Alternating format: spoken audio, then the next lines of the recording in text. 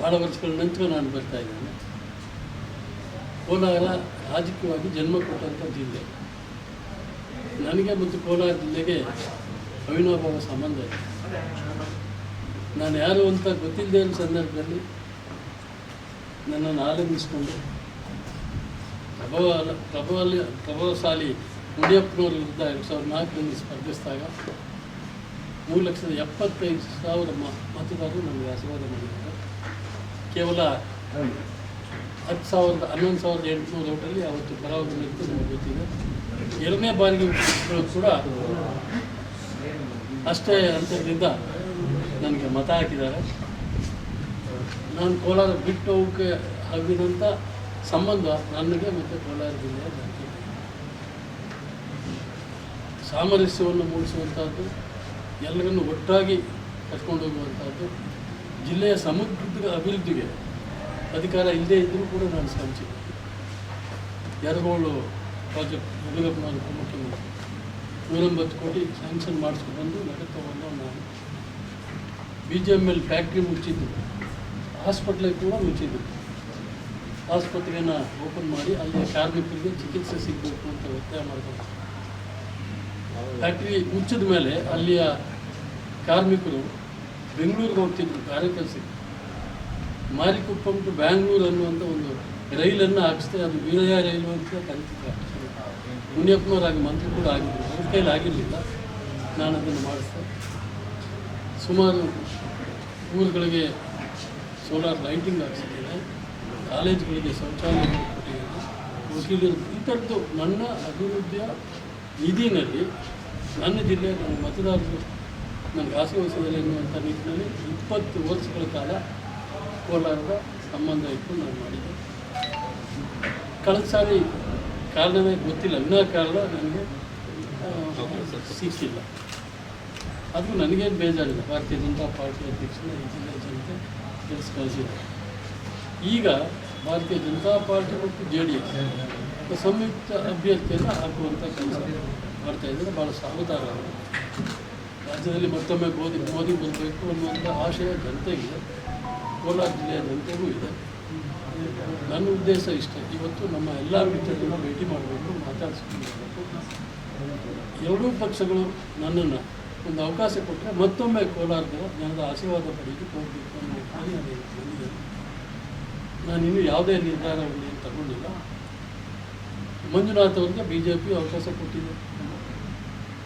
ಹಾಗೆ ನನಗೆ JDS ಆಗಲಿ ಅಥವಾ BJP ಎರಡೂ ಪಕ್ಷಗಳು ಗೆಲ್ಲುವ ಅಭ್ಯರ್ಥಿ, ಅಗ್ರ ಅಭ್ಯರ್ಥಿ ಅನ್ನುವಂಥ ನನ್ನ ಹಿಂದಿನ ಈ ಜಿಲ್ಲೆಯಲ್ಲಿ ಪಡೆದಂಥ ಮತಗಳನ್ನ ಗಣನೆಗೆ ತಗೊಂಡು ನನ್ನನ್ನು ಅಭ್ಯರ್ಥಿ ಮಾಡಿದ್ರೆ ಬಹುಶಃ ನನಗೊಂದು ಕೊನೆಯ ಅವಕಾಶ ಸಣ್ಣ ಕೊಟ್ಟಂಗಾಗುತ್ತೆ. ಮತ್ತು ಜನತೆಯ ಋಣ ತೀರಿಸುವಂಥ ಕೆಲಸವನ್ನು 2 ಬಾರಿ ಅಷ್ಟು ಮತ ಹಾಕಿದಂಥ ಮತದಾರ ಋಣ ತೀರಿಸೋ ಕೆಲಸ ನಾನು ಕೊನೆಯ ಗಳಿಗೆನಲ್ಲಾದರೂ ಕೂಡ ಮಾಡಬೇಕು ಅನ್ನೋ ಇಚ್ಛೆಯಿಂದ ನಾನು ಇಟ್ಕೊಂಡಿದ್ದೇನೆ.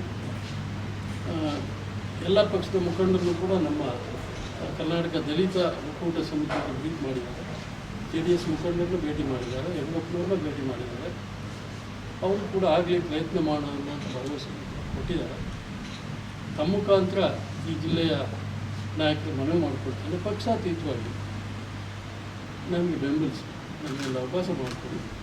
ಈ ಜಿಲ್ಲೆಯ ಸಂಬಂಧನ ಉಳಿಸೋದಕ್ಕೆ ಮತ್ತು ಆ ಜಿಲ್ಲೆಯ ಅಭಿವೃದ್ಧಿಯ ತೊಡಗಿಸ್ಕೊಳ್ಳೋದಕ್ಕೆ ಅವರ ಋಣ ತೀರಿಸೋಕೆ ಒಂದು ಅವಕಾಶ ಮಾಡಿಕೊಡಿ ಅಂತ ಈ ಮುಖಾಂತರ ಕೇಳ್ತಾರೆ. ಸರ್, ಯಾವ ಪಕ್ಷದಿಂದ ಕೇಳ್ತಾ ಇದ್ದೀವಿ ಸರ್? ಎರಡೂ ಪಕ್ಷ ಹೊಂದಾಣಿಕೆ ಇದೆ. ಅಲ್ಲ ಸರ್, ಈಗ ಬಹುತೇಕವಾಗಿ JDSಗೆ ಬಿಟ್ಕೊಡೋದಕ್ಕೆ ನಿರ್ಧಾರ ಆಗಿದೆ. ನೀವು ಯಾವ ಪಕ್ಷದಿಂದ ಕೇಳ್ತೀವಿ? ಎರಡೂ ಪಕ್ಷಗಳು ಮಾತಾಡ್ಕೊಂಡು ನನಗೊಂದು ಅವಕಾಶ ಕೊಡಿ ಅಂತ ಕೇಳ್ತೀವಿ. ಈಗ ಇನ್ನೂ ತೀರ್ಮಾನ ಆಗಿಲ್ಲ. ಒಂದು ವೇಳೆ BJPಗೆ ಈ ಕ್ಷೇತ್ರ ಬಿಟ್ಕೊಡೋದಾದರೆ BJPಯವರು ನನಗೆ ಟಿಕೆಟನ್ನು ಕೊಡಲಿ. ಇಲ್ಲ, ಎರಡೂ ಪಕ್ಷಗಳು ಒಟ್ಟಾಗಿ ಮಾತಾಡಿಕೊಂಡು ವೀರಯ್ಯನವರು ಗೆಲ್ತಾರೆ ಅನ್ನೋ ಭರವಸೆ ಇಟ್ಕೊಂಡು ನನಗೊಂದು ಅವಕಾಶ ಮಾಡಿಕೊಂಡು ಎರಡೂ ಪಕ್ಷಗಳಿಗೆ ಮನವಿ ಮಾಡ್ತಾರೆ. ಅಲ್ಲ ಸರ್, ಈಗ ಪ್ರೆಸಿಡೆಂಟ್ ಹಾಲಿ ಸಂಸದರಿದ್ದಾರಲ್ಲ ಹೋದರೆ ಭಾಳ ಸಂತೋಷ ಅವ್ರಿಗೆ ಕೊಟ್ಟರೆ. ನನಗೇನು ಅವ್ರ ವಿರುದ್ಧ ಬಂದೇನು ನಾನು ಪ್ರೆಸ್ ಮೀಟ್ ಮಾಡ್ತಾಯಿಲ್ಲ. ಒಂದು ವೇಳೆ ಆಗಲ್ಲ ಅಂತ ಅಭ್ಯರ್ಥಿ ಬದಲಾವಣೆ ಮಾಡಬೇಕು ಅಥವಾ BJP JDSಗೆ ಬಿಟ್ಕೊಡ್ಬೇಕು ಅಂದಾಗಲೂ ಕೂಡ ಆ ಎರಡೂ ಪಕ್ಷಗಳು ಮಾತಾಡಿಕೊಂಡು ನನ್ನನ್ನು ಅಭ್ಯರ್ಥಿ ಮಾಡಿದ್ರು. ಈ ಜಿಲ್ಲೆಯಲ್ಲಿ ಸ್ಪರ್ಧಿಸ್ತೀನಿ. ಅದು ನೀವು ಹೈಕಮಾಂಡ್ಗೆ ಇದು ಮಾಡಿದ್ದೀರಾ ಸರ್? ನಾನು ಅಪ್ರೋಚ್ ಮಾಡಿದ್ದೇನೆ, ಅವಕಾಶ ಮಾಡ್ಕೊಳ್ಳೋಣ ಅಂತ ಹೇಳಿ ತಡವಾಗಿ ಪ್ರಯತ್ನ ಮಾಡಿದ್ದೆ. ಯಾಕೆಂದರೆ ಅವರಿಂದ ಇಬ್ಬರ ಮಧ್ಯೆ ಹೊಂದಾಣಿಕೆ ಆಗಿರಲಿಲ್ಲ, ಇವತ್ತಿಗೂ ಆಗಿಲ್ಲ. ಸೊ ಅದಕ್ಕೋಸ್ಕರ ವಿಳಂಬ ಮಾಡಿ ಈಗ BJP ಆದರೂ ಕ್ಯಾಂಡಿಡೇಟ್ ಆಗಲಿ, JDS ಆದರೂ ಆಗಲಿ, ಎರಡೂ ಪಕ್ಷಗಳು ನನ್ನನ್ನು ಎರಡೂ ಪಕ್ಷಗಳ ಅಭ್ಯರ್ಥಿಯಾಗಿ ಕಣಕ್ಕಿಳಿದಿದ್ದಾರೆ.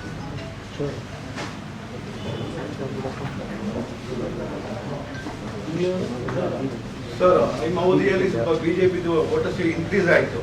ಈ ಮನದಂಡ ಮೇಲೆ ಕೇಳ್ಬೋದಲ್ವ ಈಗ? ಯಾಕೆ ಅವರು ಗೊತ್ತಿದೆ ಎಷ್ಟು ಮಾಲೂರು ಒಂದು ಎಫೆಕ್ಟ್ ಆಗಿಲ್ಲ, ನಿಮಗೆ ತೊಂದರೆ ಆಗ್ತಾರೆ ಇಲ್ಲ ವೇಮ್ಗಲ್ ಆಗಿಲ್ಲ ಅಂತ. ಈ BJP ನೆಲೆ ಇಲ್ಲದೆ ಇದ್ದಾಗ ನಾನು ಕಾಲಿಟ್ಟೆ. ಒಬ್ಬ ಗ್ರಾಮ ಪಂಚಾಯತಿ ಸದಸ್ಯ ಇರಲಿಲ್ಲ, ನಗರಸಭಾ ಸದಸ್ಯ ಇರಲಿಲ್ಲ, ತಾಲೂಕ್ ಪಂಚಾಯತ್ BJP ಯಾರು ಒಂದೇ ಜನ ನನ್ನ ಮೇಲೆ ನಂಬಿಕೆ ಇಟ್ಟರು, ಜಾತ್ಯತೀತವಾಗಿ ನನ್ನ ಮೇಲೆ ಭರವಸೆ ಇಟ್ಟರು.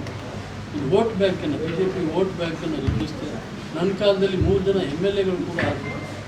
ನಾನು ಇಲ್ಲಿ ಪಡೆದಂಥ ಮತಗಳಿಂದ ಮತ್ತು ಈ ಕೋಲಾರ ಜಿಲ್ಲೆ BJP ಪರವಾಗಿ ಮತ ಹಾಕಿದ್ರಿಂದ ಮಾಲೂರಲ್ಲಿ ಕೃಷ್ಣ ಶೆಟ್ಟಿ ಗೆದ್ದರು, ಯತ್ಮಂಗಲದಲ್ಲಿ ಪುಣ್ಯಪ್ಪನವ್ರು ಗೆದ್ದರು, ಸಂಪಂಗಿರು ಕೂಡ BJP. ಇವತ್ತು ಪರಿಸ್ಥಿತಿ ವಿಭಿನ್ನವಾಗಿದೆ. ನನ್ನ ನಾಯಕತ್ವ ಮತ್ತು ನನ್ನ ಕೋಲಾರ ಜಿಲ್ಲೆಗೆ ತೊಡಗಿಸ್ಕೊಳ್ಳೋದು ಅಗತ್ಯ ಇದೆ ಅಂತ ನಾನು ಭಾವಿಸಿದ್ದೀನಿ. ವರಿಷ್ಠರು ಇದನ್ನು ಗಮನಿಸ್ತಾರೆ, ಗಂಭೀರವಾಗಿ ಪರಿಗಣಿಸ್ತಾರೆ, ನನಗೊಂದು ಅವಕಾಶ ಮಾಡಿಕೊಡ್ತಾರೆ ಎಂದು ನಂಬಿಕೆ. ಅಲ್ಲ ಸರ್, ಜಿಲ್ಲೆಯಲ್ಲಿ ಬಲಗೈ ಜನಾಂಗಕ್ಕೆ ಕೊಡಬೇಕು ಅಂತ ಒಬ್ಬರು ಮತ್ತು ಎಡಗೈ ಜನಾಂಗಕ್ಕೆ ಕೊಡಬೇಕು ಅಂತ ಒಂದು ಟೀಮು. ಇಲ್ಲ, ನಾನು ಕೂಡ ಅದರ ಉದ್ದೇಶಕ್ಕೆ ಬಂದಿದ್ದೆ. ಸುಮಾರು 5,50,000 ಒಕ್ಕಲಿಗ ಸಮುದಾಯ ಬಿಟ್ಟರೆ 2ನೇ ಜನಸಂಖ್ಯೆಯಲ್ಲಿ ಪ್ರಬಲವಾದ ಸಮುದಾಯ ಸುಮಾರು 4 ಲಕ್ಷಕ್ಕಿಂತ ಹೆಚ್ಚು ಬಲಗೈ ಮತದಾರರು ಇರ್ತಕ್ಕಂಥ ಬಟ್ ಆ ಜನಾಂಗದ ಓಟು ಜೊತೆಗೆ ಮೇಲ್ವರ್ಗದ ಮತಗಳು BJPಗೆ ಬದ್ಧತೆ ಇರ್ತಕ್ಕಂಥ ಮತಗಳು ಬಿದ್ದರೆ ಬಹುಶಃ ಭಾರತ ದೇಶದಲ್ಲೇ ಒಂದು ಇತಿಹಾಸ ನಿರ್ಮಿಸುವಂಥ ಕೆಲಸ ಆಗುತ್ತೆ. ನಾನು 20 ವರ್ಷಗಳ ಕಾಲ ಕೆಲಸ ಮಾಡಿ ಒಗ್ಗಟ್ಟು ಮಾಡಿದ್ರಿಂದ ಆ ಶಕ್ತಿ ನನಗೆ ಜನ ನನ್ನ ಮೇಲೆ ಭರವಸೆ ಇರ್ತಾರೆ ಎಂದು ನಂಬಿಕೆ. ಇಲ್ಲಿಯ ಮುಖಂಡರ ಜೊತೆ ಮಾತಾಡೋಣ ಅಂತ ಬಂದಿದ್ದೇನೆ. ಮತ್ತು ಏನು ತೀರ್ಮಾನ ತೊಗೊಳ್ಬೇಕು ಅನ್ನೋದ್ರ ಬಗ್ಗೆ ಅವ್ರ ಸಲಹೆ ತಗೊಂಡು ನಾನು ತೀರ್ಮಾನ ಒತ್ತಾಯ ಮಾಡ್ತಾ ಇಲ್ಲ ಸರ್. ನಾನೇ ಈಗ ಕ್ಷಮೆ ಕೇಳ್ಕೊಂಡ್ಮೇಲೆ ತಡವಾಗಿ ಬಂದಿದ್ದೀನಿ. ಕಾರಣ ಇಷ್ಟೇ, ಹೊಂದಾಣಿಕೆನೇ ಫೈನಲೈಸ್ ಆಗಿಲ್ಲ, ಇವತ್ತಿಗೂ ಆಗಿಲ್ಲ. ಇದು ಒಂದು ಸರಿಯಾದ ಸಂದರ್ಭ. ಈ ಸಂದಿಗ್ಧ ಸಂದರ್ಭದಲ್ಲಿ ನನ್ನ ಅಭ್ಯರ್ಥಿ ಮಾಡ್ತಾರೆ ಅಂತ ಭರವಸೆ ಇಟ್ಕೊಂಡು ನಾನು ಸರ್, ಈಗ ಮೈತ್ರಿಕೂಟ ಹೋಗಿ ಸಮಾಜಕ್ಕೆ ಕೊಡಬೇಕು ಅನ್ನೋದು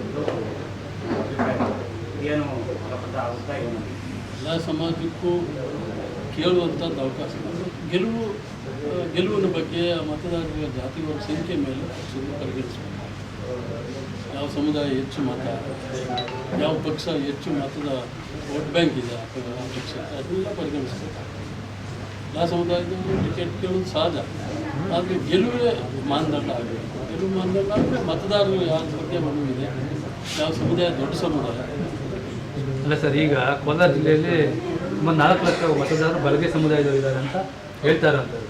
ಸೊ ಇಂಥ ಇದರಲ್ಲಿ NDA ಮೈತ್ರಿ ಅಭ್ಯರ್ಥಿಯಾಗಿ ಯಾರಾದರೂ ಈ ಕಡೆ ಹೇಳ್ತಾ ಇರೋಂಥ ಅಭ್ಯರ್ಥಿ ಸೂಚನೆ ಮಾಡಿದ್ರೆ ಆ ಸಮರ್ಥ ಅಭ್ಯರ್ಥಿನ ಅಂತ ನೀವು ನಮ್ಮ ಅಭ್ಯರ್ಥಿನ ಅಂತ? ನಾನು ಸಮರ್ಥ ಅಲ್ಲಲ್ಲ, ಮಾಡ್ತಾ ಇರೋದು NDA ಮೈತ್ರಿಕೂಟ ಮಾಡ್ತಾ ಇರೋದು ಸಮರ್ಥ ಅಭ್ಯರ್ಥಿನ ಆಗುತ್ತಾ ಅಂತ?